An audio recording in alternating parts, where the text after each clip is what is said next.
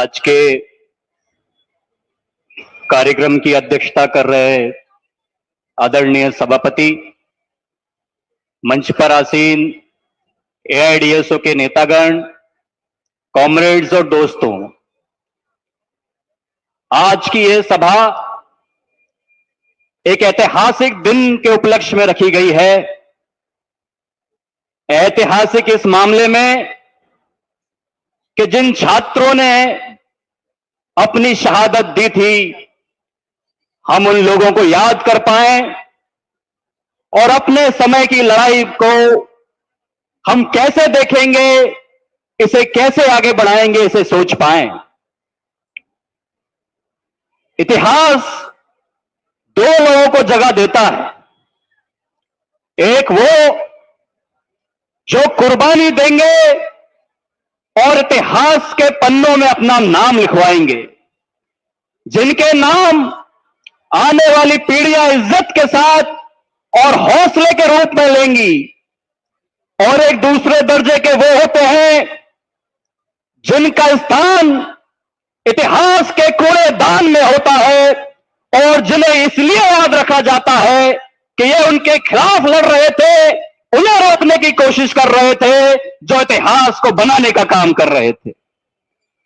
हमारे जो 4 साथी दार्जिलिंग की जेल में हैं, वो आज के दिन इतिहास के पन्ने पर अपना नाम लिख रहे हैं और जिस टीएमसी ने उन्हें जेल में डाला है, वो इतिहास के कूड़ेदान में अपनी जगह बना रहे हैं।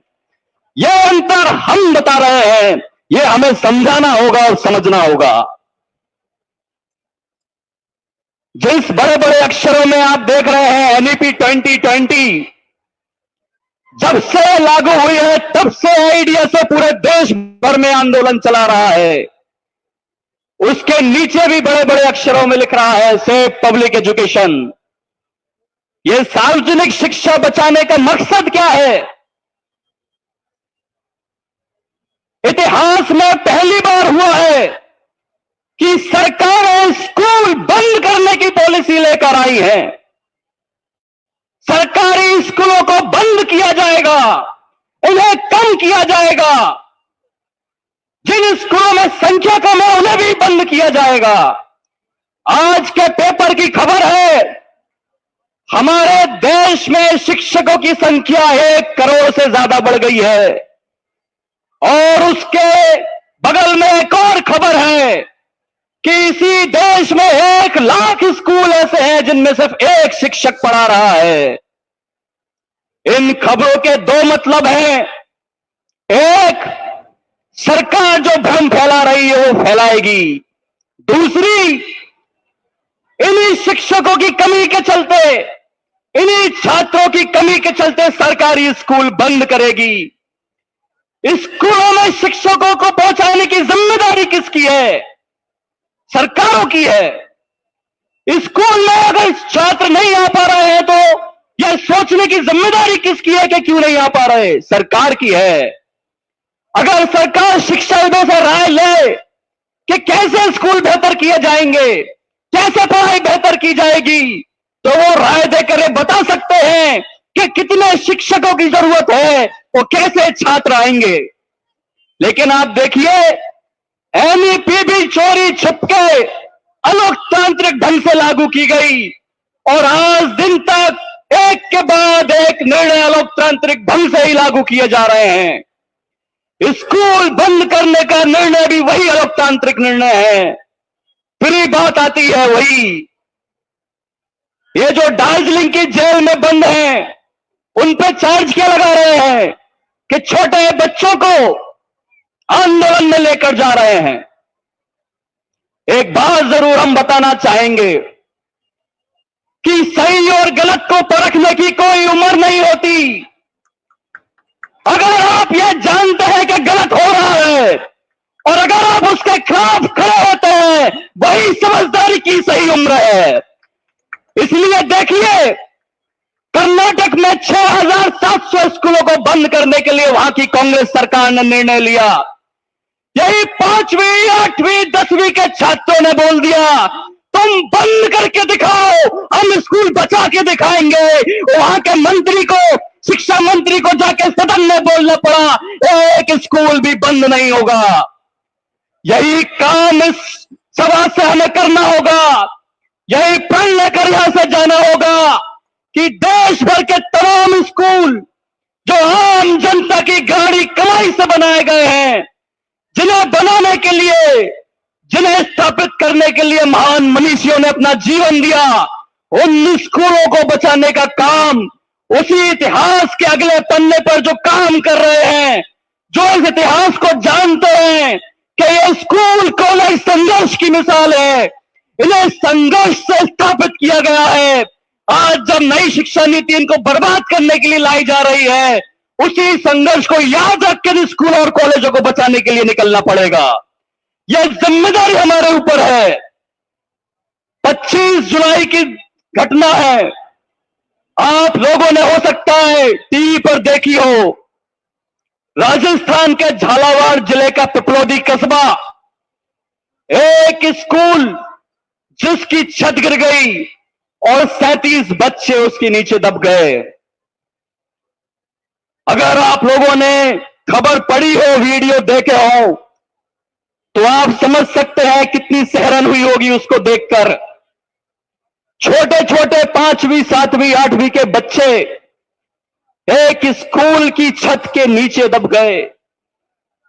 गरीब परिवारों के लोग जो मजदूरी करने जाते हैं, किसी का पिता मजदूरी पे चला गया है, उसका बच्चा जो स्कूल में पढ़ने गया था, गांव के लोगों ने उनको बचाया।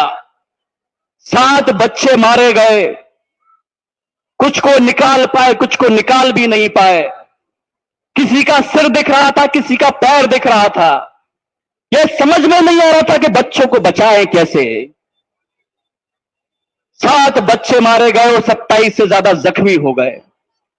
हमारे साथी उस जगह पर गए, उन माओं से मिले जिनके बच्चे उस स्कूल के नीचे आके मर गए। एक मां ने अपने छोटे से बच्चे की कमीज, नीले कलर की खून में सनी हुई कमीज हमें दिखाई कि मेरा बच्चा तो पढ़ने के लिए गया है, अब मेरे पास सिर्फ उसकी खून की सनी हुई कमीज बची है। मैं क्या करूं, कहां से लाऊं मेरे बच्चे को अब दोबारा। साथियों, यह एनईपी मां से अपने बच्चे छीन रही है, शिक्षकों से अपना शिक्षकत्व छीन रही है। आज के जमाने में आपको आशुतोष मुखर्जी जैसे शिक्षक मिलना मुश्किल है, जिनके नाम पर प्राण है, जिन्होंने अंग्रेजों के जमाने में कहा था कि हम अपनी स्वायत्तता से और हम अपनी स्वतंत्रता से समझौता नहीं करेंगे, हम भीख मांगकर अपने बच्चों को पढ़ाएंगे, लेकिन अंग्रेजों के सामने झुकेंगे नहीं। यह शिक्षक जिनकी जरूरत आज है, जो एक छात्र को खड़ा कर पाए, एनईपी शिक्षक भी खत्म कर रही है और एनईपी छात्र भी खत्म कर रही है। इसलिए सबसे बड़ी जरूरत है एनईपी को अपना रास्ता दिखाने की, जो इसकी असली जगह वही इतिहास का कूड़ेदान है जिसमें इसकी असली जगह होनी चाहिए। इसलिए आप सभी से अपील है, हम उम्मीद करें, हम ऐद उठाएं, हम अपने आप से कसम खाएं कि हम एक भी बच्चे को मरने नहीं देंगे, हम एक भी बच्चे को स्कूलों से दूर नहीं होने देंगे, हम पूरे देश में एक भी स्कूल बंद नहीं होने देंगे। तभी हम इतिहास में अपना नाम लिखवा पाएंगे, तभी आने वाली पीढ़ी याद रख पाएंगी कि 5वीं 8वीं 10वीं 12वीं के बच्चे जब जरूरत पड़ी ये समझ गए थे कि इसी उम्र में बड़ा होना पड़ेगा, नहीं तो आने वाले समय में लोगों को बड़ा होने के लिए, पढ़ने के लिए कोई जगह नहीं बचेगी। इसी उम्मीद के साथ कि हम इस ऐतिहासिक जिम्मेदारी को अपने ऊपर लेंगे। आने वाला समय इस देशों में छात्रों के संघर्ष का समय होगा। ये हमें कोई गलतफहमी नहीं है कि एआईडीएस इसको अकेले कर पाएगा। हम उम्मीद करते हैं जितने भी वामपंथी छात्र संगठन हैं, जो भी लेफ्ट पॉलिटिक्स में विश्वास रखते हैं, जो उम्मीद करते हैं कि शिक्षा बचनी चाहिए, हम अपने दिल से महसूस करते हैं कि एक लेफ्ट यूनिटी की जरूरत है, तभी इस देश में आंदोलन बच पाएगा और चल पाएगा। हमें उम्मीद है इस मंच से हम भी ये बताना चाहेंगे कि अगर जरूरत पड़ी झंडे को रखने की, एआईडीएसओ सबसे पहले रखा साइड में झंडा रख देगा। अगर आप संघर्ष करना चाहते हैं, साथ में आना चाहते हैं, तो आपका स्वागत है। चलिए मिलकर संघर्ष करें। एनईपी हटाओ, स्कूल कॉलेज बचाओ, शिक्षा बचाओ का नारा दिया जाए। आइए मिलकर लड़े और अपने भविष्य को बचाएं। इनकलाब जिंदाबाद, एआईडीएसओ जिंदाबाद।